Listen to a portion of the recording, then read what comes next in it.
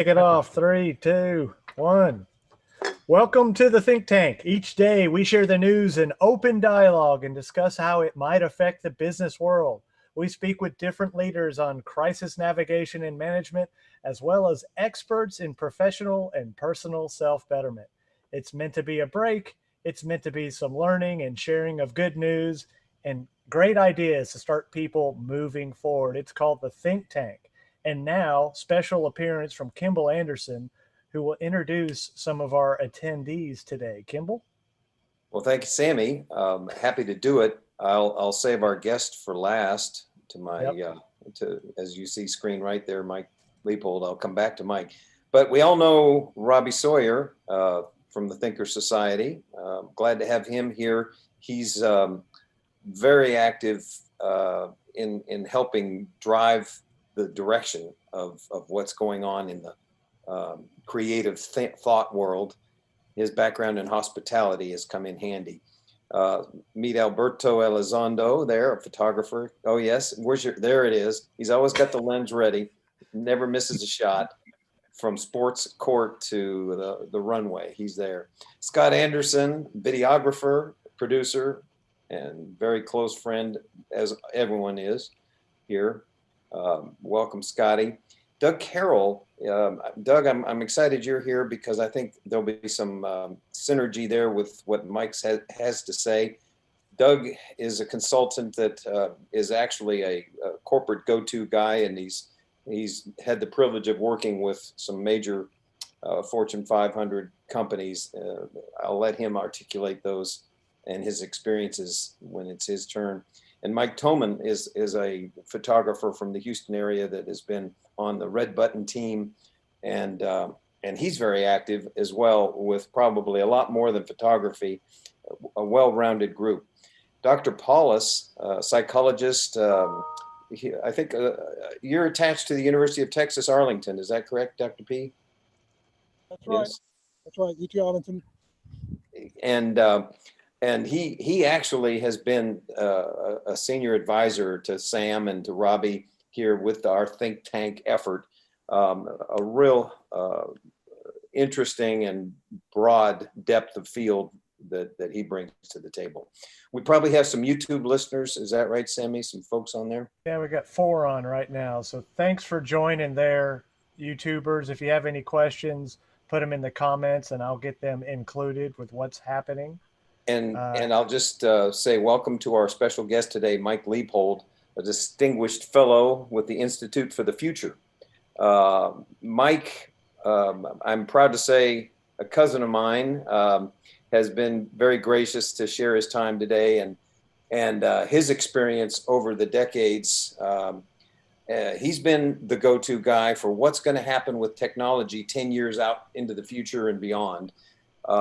And his experience with corporate consulting is extensive. He also has been part of corporate structures, including Apple and all the way back to the Atari days.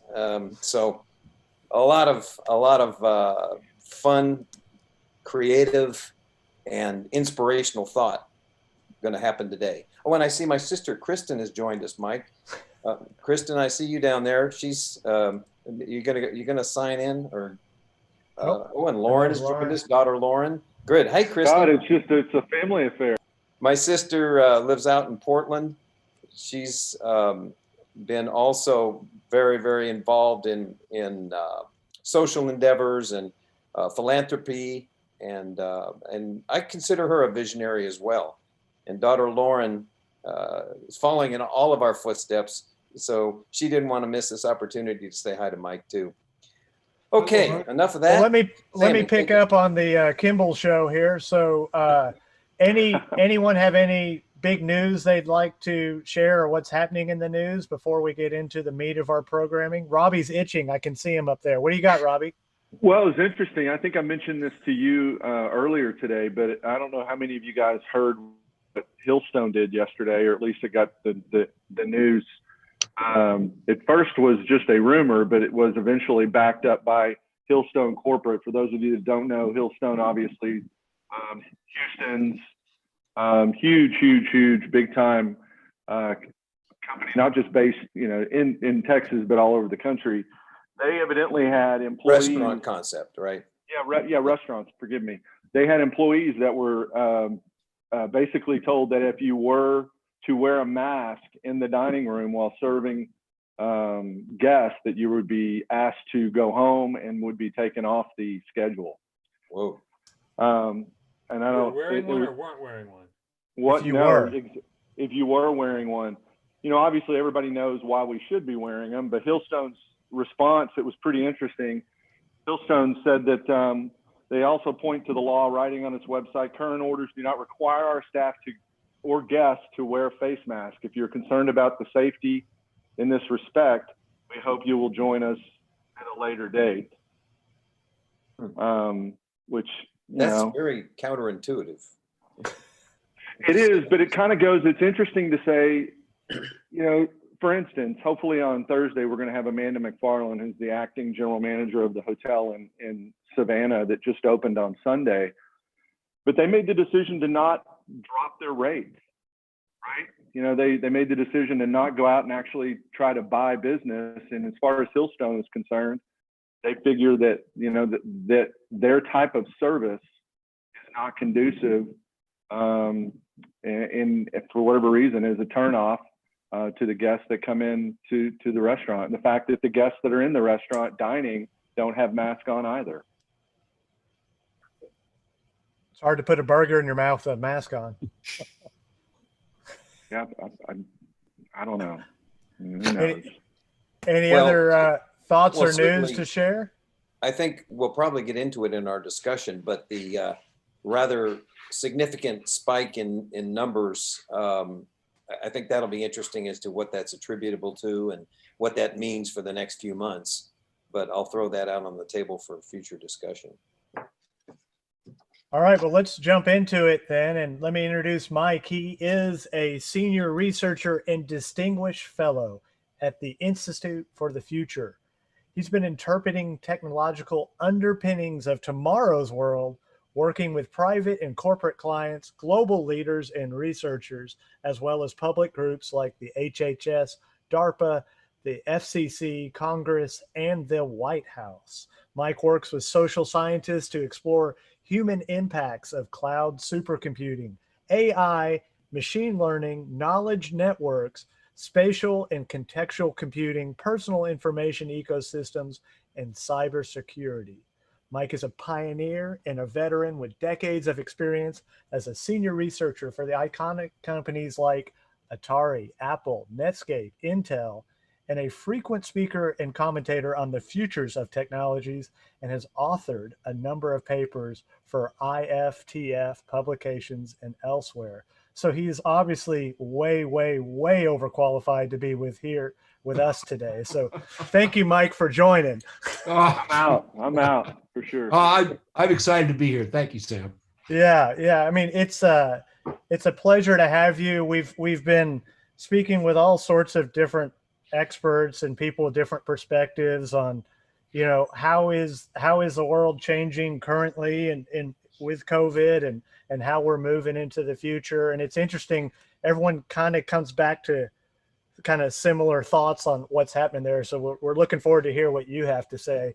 But we got to start with, what in the world is the Institute for the Future? Well, we're not for profit. We're a small group. We're about 50, and we've been about 50 people for a long time. We're global. We used to be really focused in Silicon Valley, but it got to be too expensive to live there. So our team started moving to places like Austin. We've got 6 people in Austin, Portland, Oregon, Seattle, New York.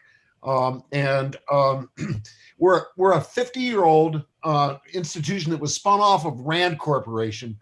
Rand is sort of the preeminent defense consulting agency in Washington and Santa Monica. And our founders wanted to do something else. And so they started the Institute for the Future to help people think systematically about the future. And so we work with a range of clients.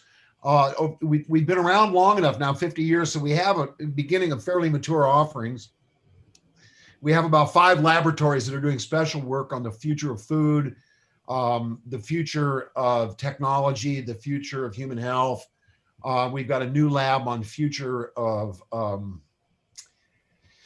digital intelligence. It's mainly around persuasive media for good or worse, not just advertising, but propaganda and memes and viral information. And then we also have, for the last 5-6 years, we've created a curriculum. So we do training sessions all over the world. We train corporate leaders from all over the world, and government people and individuals, how to think systematically about the future as kind of a preliminary process for the kind of creative work you guys do. Our formula is really simple. It's foresight to insight to action. And we're definitely the specialists up in that foresight realm. And so the kind of creative interpretation work I think you guys do is helping people with those insights and taking really creative and productive action. Our work tends to focus 10 years out. So that our clientele tend to be senior strategic planners, senior long-term product and service executives, government officials with long-term responsibility. So we rarely get involved in the tactical issues of meeting deadlines, rolling out services, rolling out products. We're kind of further upstream from that. So we've got a curriculum, and for many years we've been doing an annual 10-year forecast. And so when this pandemic started, I think we all immediately realized that, wow, we could go through a decade's worth of change in 2 years. Yeah. And so we completely launched a new project, and we've been doing this intensive kind of forecast on all of the scenarios how COVID will roll out. So that's been a big project, along with kind of other public facing projects we've done. My last year, I spent 2 years of working with the senior management of Mercedes-Benz on transportation to 2030 to 2040. And the Institute for the Future has been on a task force for Governor Newsom of California for 2 years. Huge future of work commission for the governor. So that's kind of the Institute for the Future. So in the end, do you kind of, when you sign a contract with somebody, is it a 10-year contract, or I mean, do you stick around to see what you've decided or forethought you put in to see if it actually happens, or is it you work with someone for 6 months and help them develop a plan and step we out? have many companies who've been sponsors, program sponsors for many years. Walmart, Okay. Procter and Gamble, Intel, the chip company. Many companies are in us for decades. So we do see how these things work out. And every once in a while, we'll take a summer intern and have them review what we've done. And we're more or less right. But I can tell you that we don't predict the future. Nobody can predict the future. Anybody who says they can predict it is kind of faking it. We do believe that if you systematically study the future, you can understand the future well enough to start making plans of what's your desirable future.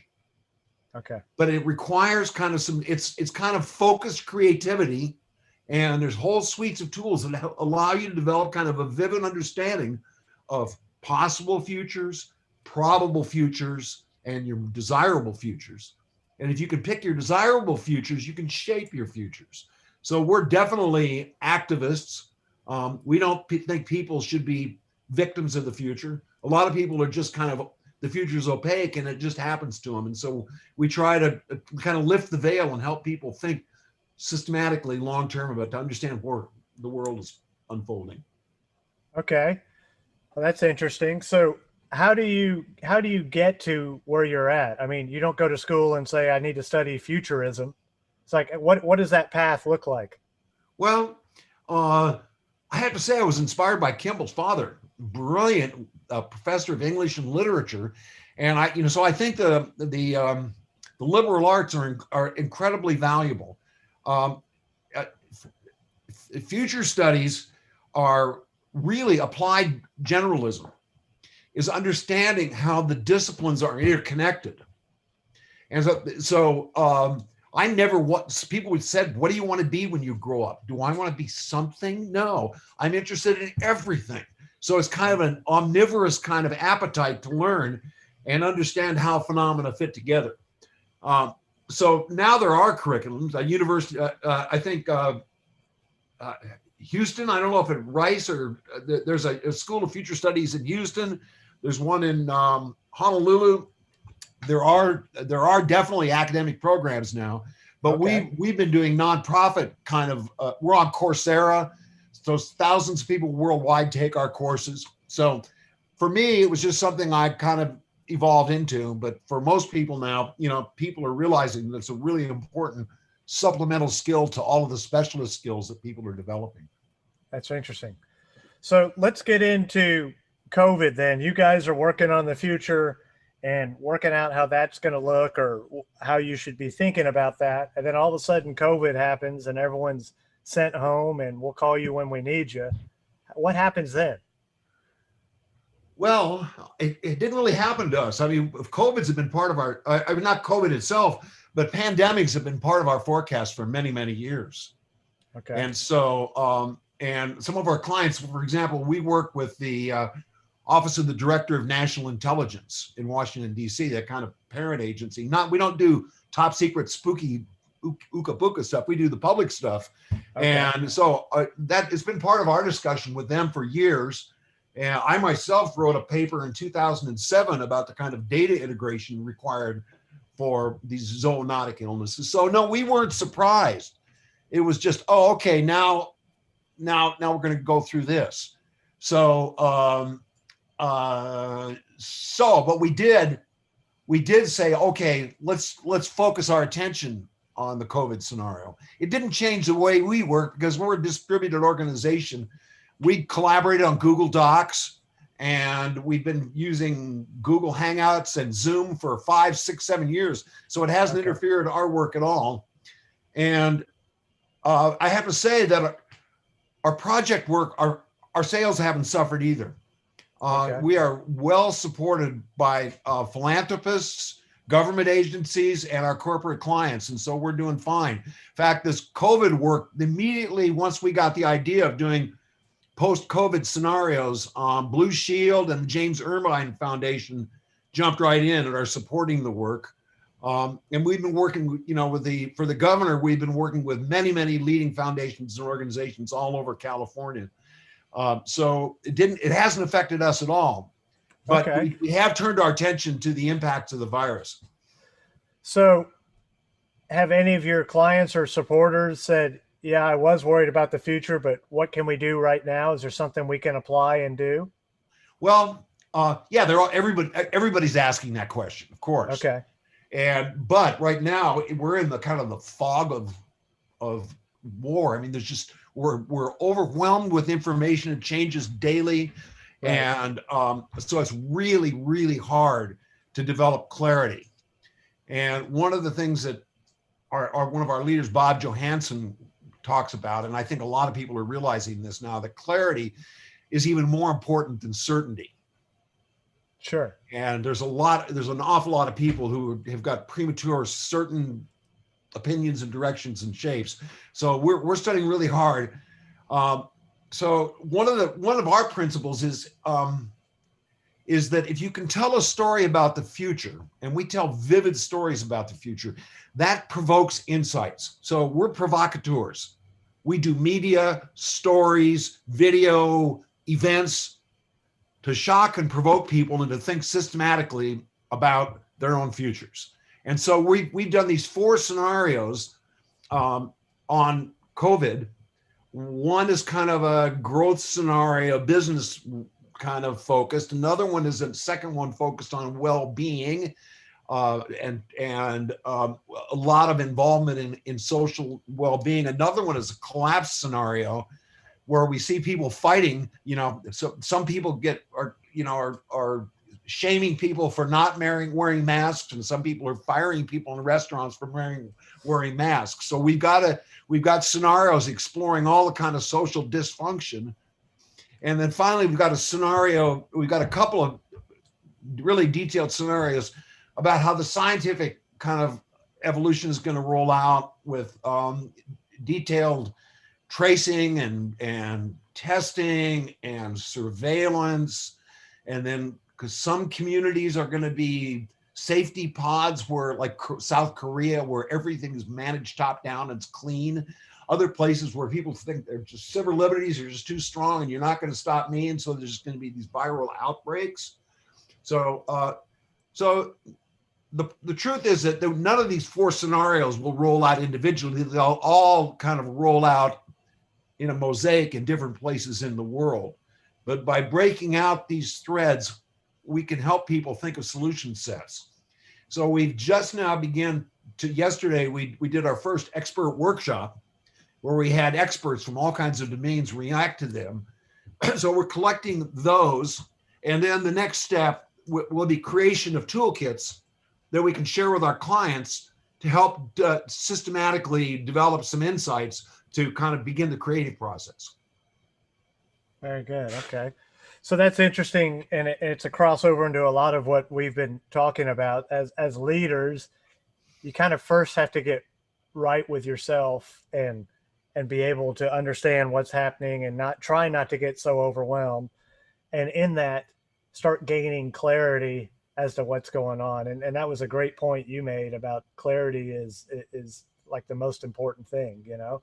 And so that's interesting to hear that crossover. So you've got four scenarios going forward. How do we look at these, and can we employ any of these and what we're doing? What would you be your suggestion around that? Well, it's work in progress. As I say, we just had our first expert meeting yesterday, and we are going to publish these scenarios as quickly as possible. Our endowment and philanthropy sponsors, project sponsors, want to get it out in the world. So I think that there'll be all kinds of practical lenses on this stuff to help people kind of develop their own opinions and apply the insights into their own life situations. So the stories themselves, the provocations, are really going to set up kind of exercises for people to help think about and how do they respond to this kind of rich variety of phenomena that we see, or crazy variety of phenomena, however you take it. You know, sure, it's certainly not normal anymore, and we don't think there ever is going to be. It's not going to be normal again. There's going to be new normals. Yeah, we keep talking about the new. Yeah. Anyone, any questions come to mind when you start hearing this? Mike, sort of at the high level, what's your collective view? I mean, you've kind of dipped into a number of scenarios and where we are. What's kind of your personal view of where we are here for the next 6 to 18 months? My personal view,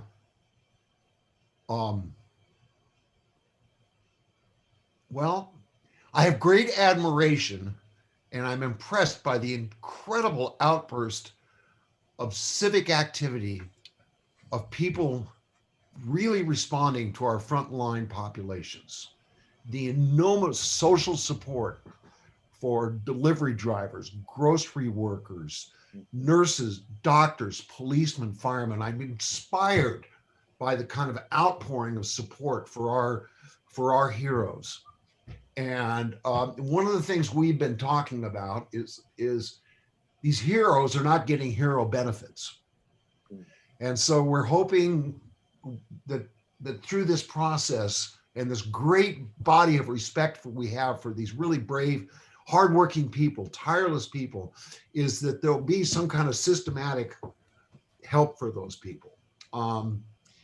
So that's a kind of a common view. I think there's also a common view that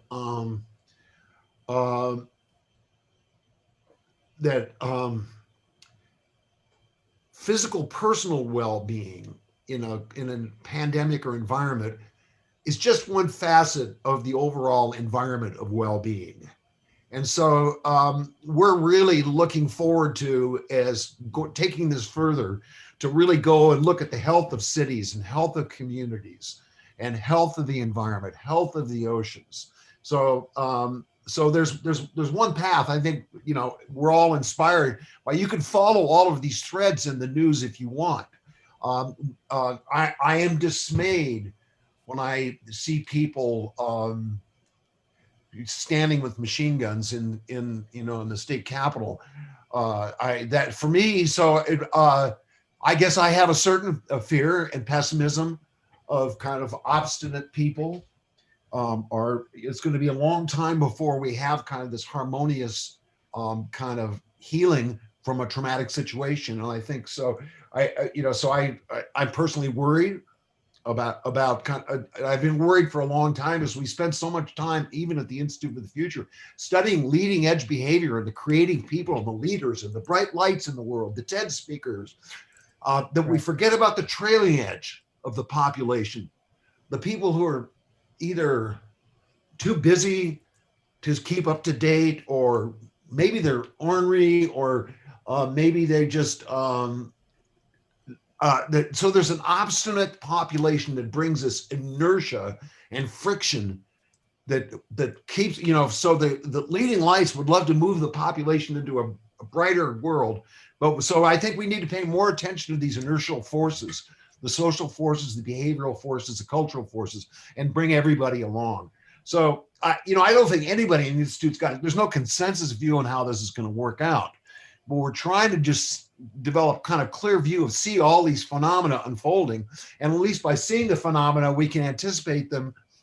One of the things we know studying the future is they're not always answers. There are dilemmas.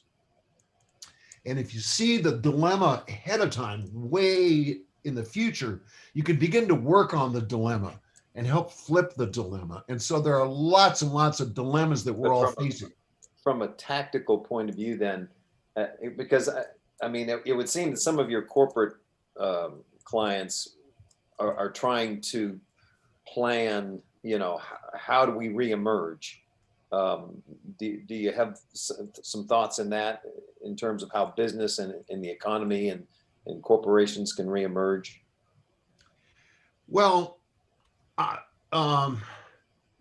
some of the more enlightened ones at the executive level are really doing careful plans, thoughtful plans that think about the quality of life for the workforce, the quality of life for the customers. We're going to have to rebuild trust, because people, don't know who do you trust. If you don't trust the news, the government, the educators, then and do you trust somebody whether they're carrying the virus or not?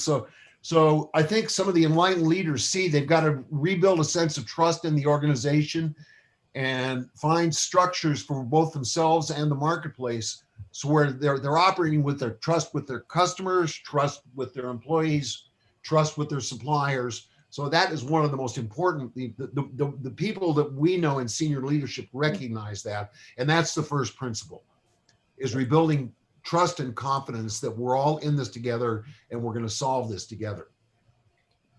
Doug. So what has been a surprise and you see carrying directly into the future and you didn't see coming? Like this is a great thing that's happened during this time that you see carrying forward. Great thing, a good thing? Yeah. Oh, well, it's not that we didn't see it. We see really good communities and good families every day.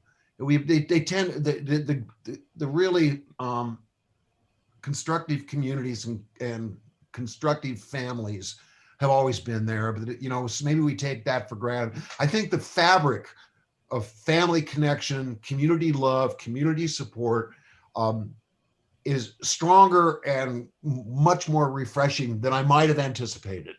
Right. But I hope that the fabric of this new kind of social fabric of collaboration doesn't get frayed by some the destructive forces of ignorance. Yeah. Doug, I was going to ask you, because you actually are still pretty involved with clients along these lines. Is that right? I think you're muted, Doug, or I don't know if that's Sam. Yeah. You guys want me muted? No, go ahead. I just think it'd be interesting to hear where you find parallels with what Mike was talking about. It's really interesting as you try to, because one of the things I've had to do in the last 7 or 8 years is shift from, the emphasis on a 7-year plan or a 10-year plan down to how do I make it from quarter to quarter. And one of the things we're working on, I find it really interesting, that when Mike talks about as they look forward and they're trying to go through foresight, insight to action, how they're trying to create some targets. And one of the really, really important things that we're trying to do right now is lead these guys into resetting how they think about and how they set their aiming points.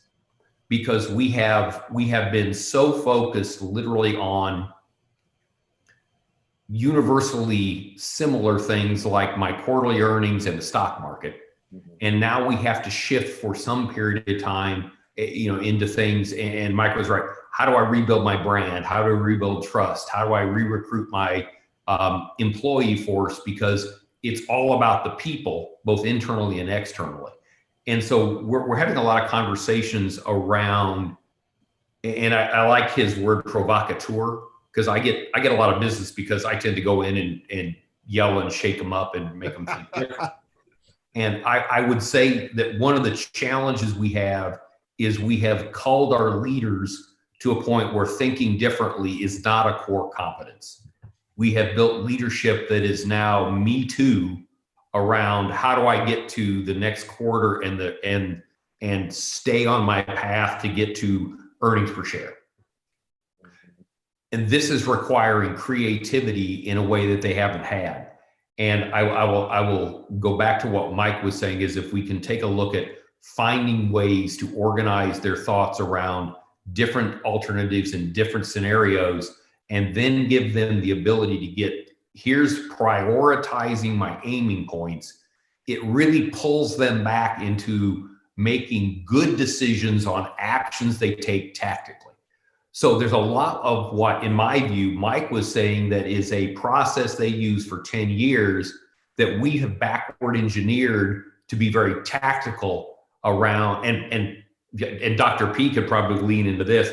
And fundamentally, it's because it's the way the psychology works to get through the job done. Whether it's quarter to quarter or 10 years from now, if we can get some of the things done, it helps us psychologically keep them moving. So I think everything he's saying is, I wish I could bottle that and have conversations with more clients, not just the big ones, but the messages he's talking about, I will be somewhat provocative, are more important for a small business customer than for a Fortune 50, because they have to react with no help faster than a Fortune 50. And so when I look at my mid-sized clients and my startups, this is the kind of thinking that helps them survive and then move into the next place. So I love all the things they're talking about. I think the process and the psychology and the simplicity of foresight to insight to action applies on tactical levels as well as the long term, and I applaud that simplicity. It's our Apple backgrounds, maybe. So Steve would be proud of that statement. Good. Well, I have to say, when I was at Apple in the 80s, I was a client of the Institute for the Future. Oh, that's funny. When I was at Apple, the Institute for the Future helped us. That's cool. Yeah. All right. Is any other thoughts or questions, or should we go into the lightning round with Mike, which he doesn't know about yet? How well are we at learning lessons as a society through all this? Did you hear that, Mike? Yeah. How well are we as a society learning lessons? Yeah. Well, I mean, society, I guess part of the society is learning well, and part of the society is just too busy doing something else to learn well. So okay. I guess like it's as usual. There are elements of society who really get it and who are acting with clarity and vision and compassion, and others who are doing other things. So I can't really say as a society. It's just too many. There's too many variations of what our societies are. I think it just depends on how bad the damage is. I mean, New Orleans is a lot better now. They got it. They finally got it, and it just depends on how bad the damage is how bad you get slapped, whether you learn or not. Well, and we were talking yesterday. I think Hillstone. Robbie was talking about Hillstone. I think that's an example of what we were talking about. That the genie's out of the bottle, and that the society is going to move forward faster than the rules are going to be there. Hillstone said, I don't care about social distancing and masks and everything else. You said open. I'm going to now use my rules to open. Okay. Yeah. And we're going to move forward. And, we're seeing more and more and more of that, literally not just, over a week, but day to day, where it's less about what the government rules are, and it's more about, I'm now going to go do what I want to go do. And I have to feed my family or keep my business or do the other things. So it'll be interesting to see I'm going to be more curious about what we learn when we go into the next phase. Yeah. Right. Yeah. Are we going to be able to put people back into the safety bubble? We had the conversation yesterday, and none of us think we will. So I saw something yesterday. It was the states are only open because they have room in the ICU for you. Yeah. They got capacity. So go ahead and go out. Yep. Dr. P, I see you nodding. Jump in. Well, my thought has been, since Mike worked with pandemics, thinking about the future, and I've been with the Red Cell group in Washington, it's related to National Intelligence Group also, to think about the future as well. The people thinking about future pandemics and how to predict them, and how to predict how to counteract them with vaccines and medicines. There's a story in the New York Times today about that.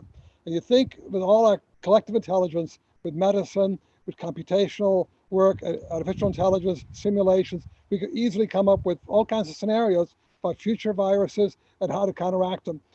And apparently they're doing that, but there's not much funding going into it. Given the cost we've had for this pandemic, you think it'd be worth $1 trillion to at least solve that problem. What do you think, Mike?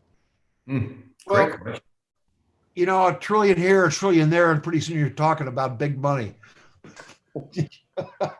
I just laugh. A couple of years ago, the people who were raising a ruckus about a balanced budget gave $1 trillion tax cut, and then are now spending trillions of dollars in relief. So the scale of investment, of public investment, suddenly the mentality has suddenly shifted, where 3-4 years ago, $1 trillion for anything was horrifying. So I don't know how, I think we break a threshold where somebody comes up with a good idea that's $1 trillion. I think there's a possibility that people might invest a few trillions, but I don't know what, so the idea of translational science and data science and applied AI and supercomputing, I don't think anybody can predict an outbreak, but I think you can model the sociological and geographic kind of phenomena. But the biology and the molecular biology and biochemistry is so complicated and so fine-grained and so infinitely variable with all the microorganisms on the planet. I don't know how you could predict an outbreak, but they have in the past created great models. And I think in the future, that's one of the scenarios of the 4 scenarios we did, is where there is a lot of applied intelligence to understand all of the social, using AI and big data and computation, understand all the geographic variations. But we, one of our scenarios is this will form these isolated pods, like where South Korea will get it. They'll use great computational intelligence. It'll be a lockdown society with no privacy, but everybody, it's going to be germ free. And another place there could be where there's such clusters of civil libertarians that there'll be kind of a strange coexistence with the mortality of the disease and kind of the spirit of freedom. Don't tread on me. So yeah, so those are, definitely. I mean, there is investment going on in the models. But I've got a friend of mine's the head of computational biology for CDC in Silicon Valley, and so they're doing cool stuff and smart things. So it's, but I have to say that in other governmental regimes, there have been bigger budgets and greater focuses on translational science than there is at the current time. Hey, Sam, before we lightning round, just for fun, Mike, give us a real quick, because many of us have kind of a technology and CGI kind of background. Tell us just real quick highlights of all the way back, the Atari, the Apple, the Intel, the Netscape days. We kind of, what were the things you were doing just at a high level? Oh boy, at Atari, in 1980, we were already doing conversational agents. We were prototyping them. We were doing electronic books with video illustrations. We were doing knowledge. We did a knowledge base based on the Encyclopedia Britannica. That was at Atari. And then at Apple, I led the interactive media team for many years. The idea of branching video or interactive video. We couldn't do it with CGI. What we can do with high-res CGI today is almost like synthetic video. We were doing it with laser discs and CD-ROMs. And I was also working on something I called knowledge-based computing. We published big data sets on CD-ROM. So we started really thinking about what kind of computing can you do with lots of data rather than just a few rows and columns in your spreadsheet. At Apple, I worked on advanced networks and advanced video and high definition television for our chairman, John Scully. For about 5 years, I was a senior technical advisor for him, and I testified a lot in Washington, D.C. on the future of television and telecommunications. That led, you went to Tachyon. Was that the name of the satellite? No, then I went to Times Mirror Company, the LA Times parent company, and I launched 24 or 30 websites, newspaper, LA Times, Baltimore Sun, Outdoor Channel. Right after Apple, I became CTO and launched 30 websites. And then I went to a satellite company. Oh, I see. Internet over KU band satellite, bidirectional internet. And then I did a couple of other startups for distance education. Ended up at Intel Labs working on proactive communication. If your computer knows enough about you, it can queue things up for you before you need them. Jeez. So I was working on proactive computing, and at Institute for the Future now I work on everything. I really am a digital technology. Don't work much on biology or molecular science, but digital. Well, you didn't lose us, but almost. Thank you for keeping it high level. Sammy, you're on. Yeah, so Mike, we have fun with a quick lightning round where we ask you a bunch of questions and see which side you sit on. So are you an early morning or late night guy? You know what? I lost your sound on that. Are you an early morning or a late night guy? I'm both. Okay. On both ends. There you go. I got to make up my mind sometimes. I really enjoy early mornings, and sometimes when I'm having fun at night, I don't want to go to bed. So, Okay. How about barbecue or sushi? Actually, I was trying to be a vegetarian, so okay. Either one. I do eat fish, so if it's barbecued shrimp or a barbecued salmon, I'll eat it. Yeah. And where do you get your news? The newspaper, the TV, or the web? All three. Okay. Well, Dog no or more. cat? No. I can't get the newspaper out here.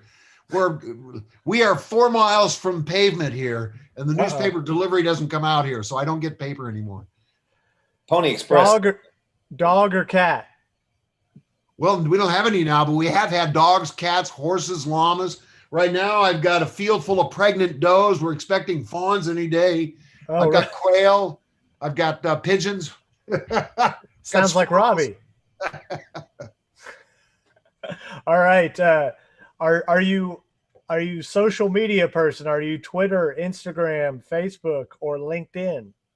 All of the above, but I use them for different functions. Okay.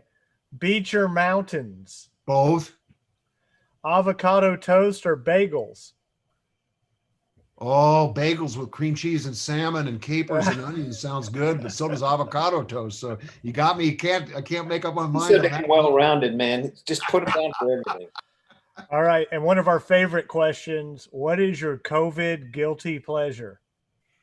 COVID guilty pleasure. Oh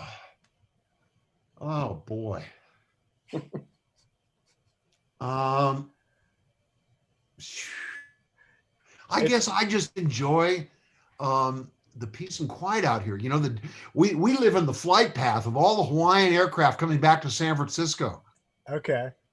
And there's no airplanes. It's so nice to sit outside, and not every 12 minutes. We're not getting these. Well, we get the ones from the Asia, and I guess, and then across the western sky, everybody from flying from San Francisco to LA or San Diego comes past. So the quiet is my guilty pleasure. Very good. All right. Any last parting closing words you'd like to leave us with? Yeah.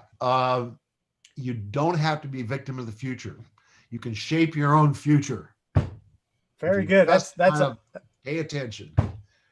That is an awesome way to wrap up the day. Mike, we can't thank you enough for being with us.